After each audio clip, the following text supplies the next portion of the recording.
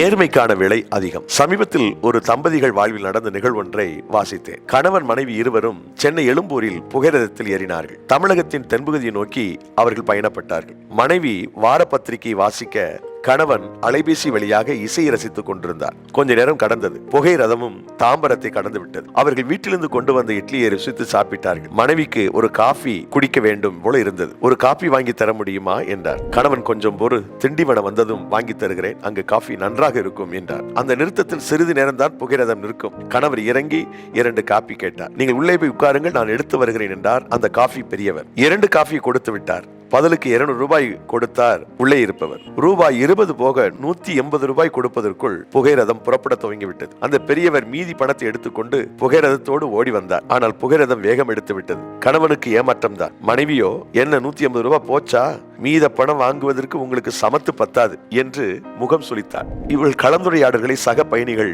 கவனித்துக் கொண்டிருந்தார்கள். கவனித்தவர்களும் இந்த மனிதர் திறமையற்றவர் தான் என்று தீர்மானத்துக்கு வந்திருந்தனர். சிறிது நேரத்திலேயே அவரவர் தங்கள் காரியங்களில் கவனம் செலுத்தினார்கள். கணவன் இசை கேட்பதிலும் மனைவி பல்சுவை வாரதல் படிப்பதிலும் மூழ்கினார். இப்பொழுது விழுப்புரம் நிறுத்தத்தில் புகைரதம் நின்றது. ஒரு இளைஞன் ஒருவன் சரியாக இவர்கள் இருக்கும் பெட்டில் ஏறி திண்டிவனத்தில் 2 காஃபிக்கு 200 ரூபாய் கொடுத்து விட்டு மீதி படம் யார் வாங்கவில்லை என கேட்டார். அந்த கணவர் நான் தான் என்றார். 180 ரூபாய் மீதம் கொடுத்து விட்டு, நான் அந்த பெரியவரின் மகன், அந்த நிறுத்தத்தில் கொஞ்ச நேரம் தான் புகைரதம் இருக்கும். தங்களைப் போல அநேகர் மீதி பணம் வாங்காமல் வந்து விடுவார்கள். என் அப்பா அவர்கள் இருக்கையை சொல்லி மீதி பணத்தை கொடுக்க சொல்வார்.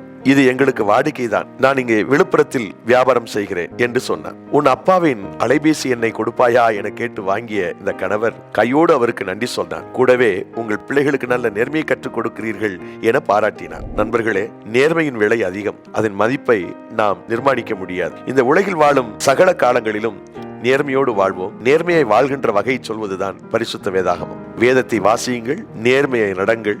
இறை இயேசுவின் உதவி நமக்கு கிடைக்கும். God bless you.